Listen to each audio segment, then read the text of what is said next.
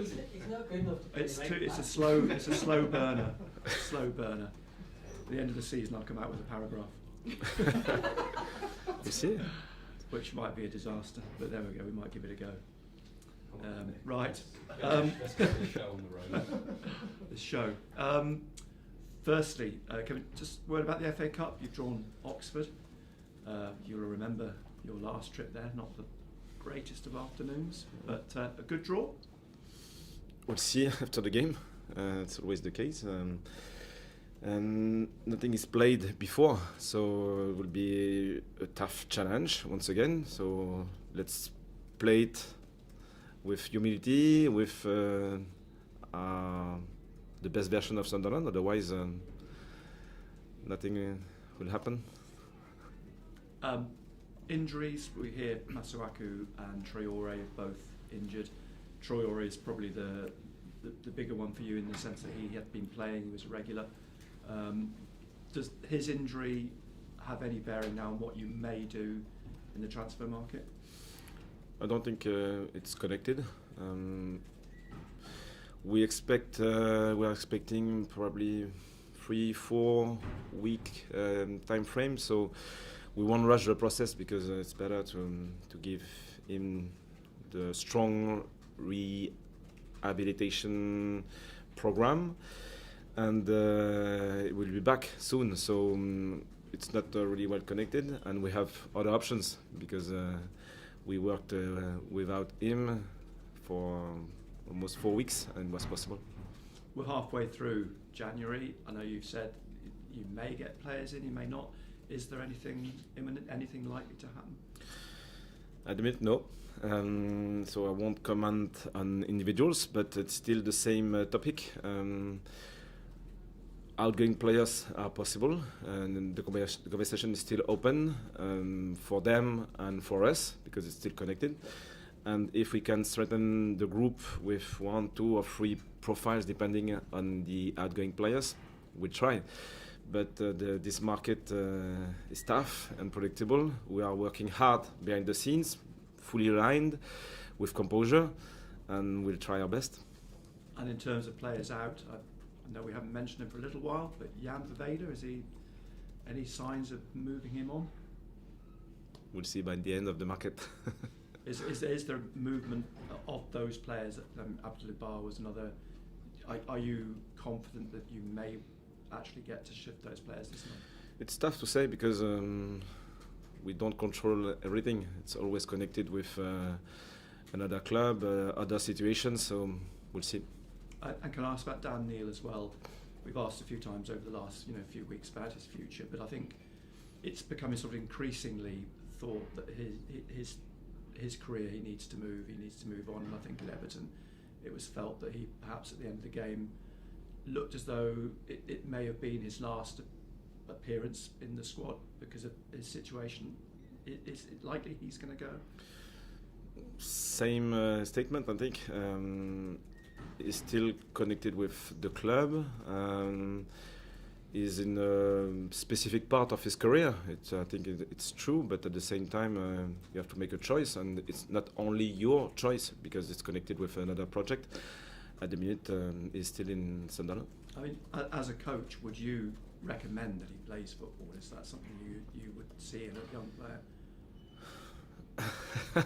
It's a tough position because we want to respect everyone, and he's still important in the group.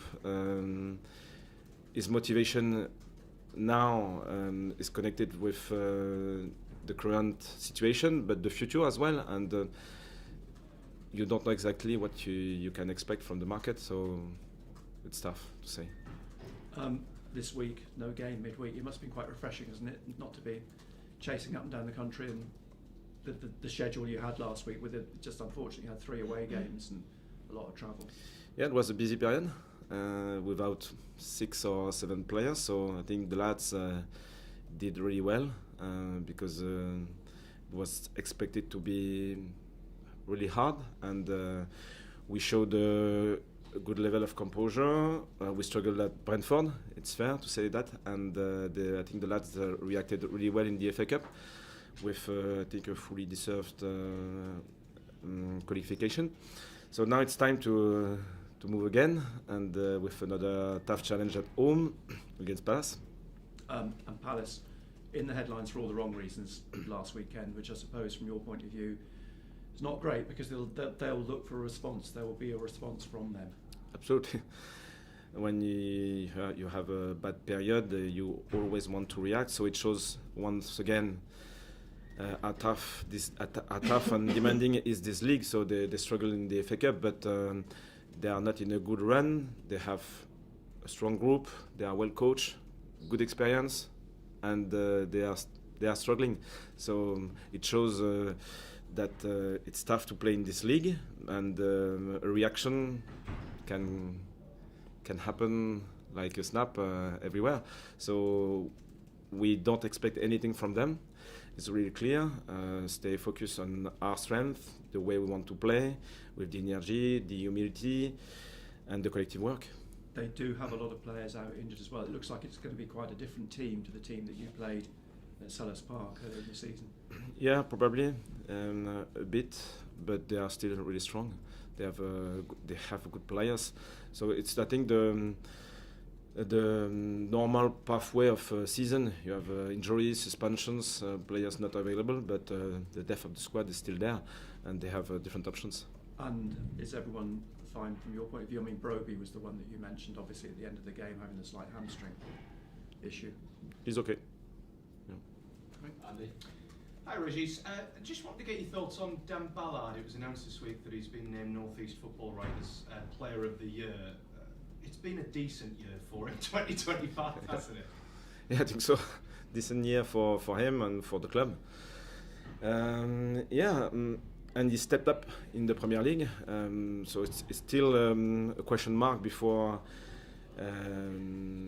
this step in a new league.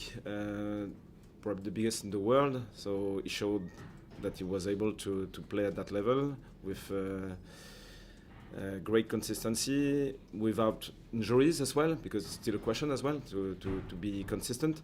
So happy for him, and I think it's fully deserved.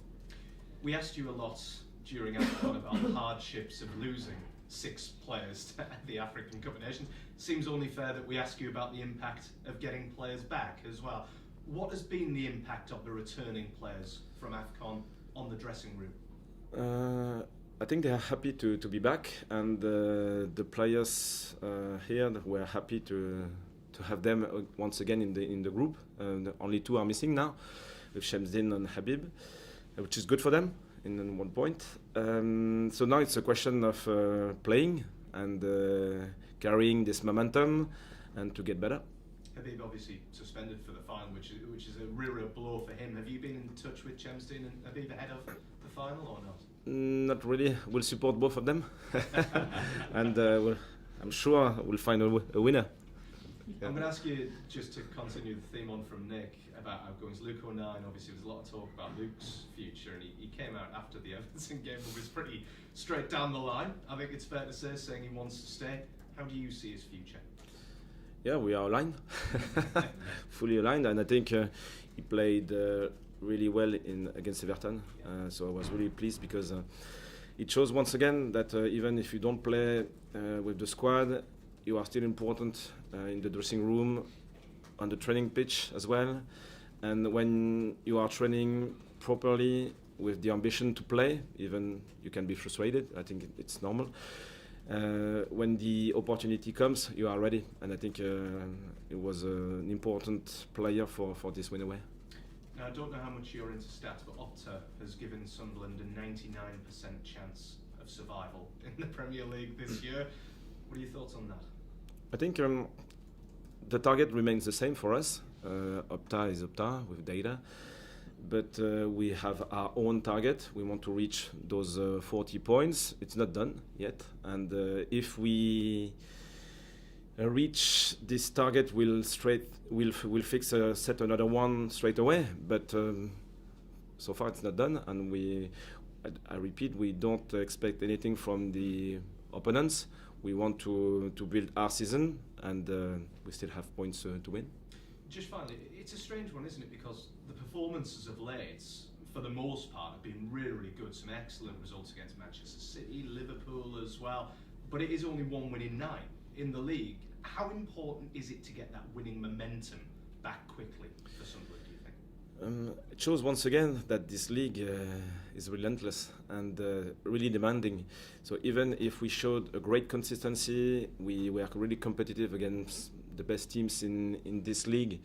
We didn't win many points, and because it's tough, and it's a fine margin between a win, a draw, a defeat. So it doesn't tell the full story, I think. The main point is our consistency, is the way we can build new layers in our game, and to develop these small details which will make the difference later, or I hope on Saturday. Thanks, Régis. Hi Régis, the BBC's done some analysis about XG difference in the Premier League, and I'm sure you'll be aware Sunderland is outperforming XG difference by quite a lot. I just wondered, there's a lot of talk about how much do you read into XG, do you pay much attention to it? Does it worry you that the XG's comparatively low? You know, how do you see it? Yeah, it's part of the analysis, but we have another level of analysis here, because we are working with our players. We are setting different objectives. Sometimes we can achieve those objectives, sometimes it's not possible. And data are data, but we are talking about humans, and it's totally different. So it's part of the analysis, but we have our own objectives. And just following on from Andy's question about momentum, so your next 3 games, Palace, West Ham and Burnley, looking at their league position without being complacent, this is a really good opportunity to get those wins and put a run together. Do you see it that way? Is it a question of being ruthless against those teams down towards the bottom?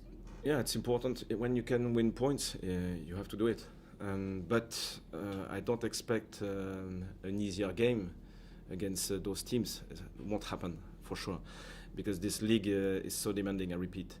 So it's a question of managing key moments, and during this season, sometimes we forget, but for example against Wolves, it was once again fine margins. Okay, we won at the end, and we forget that they might have scored, could have been totally different, and maybe the momentum after this game could have been totally different.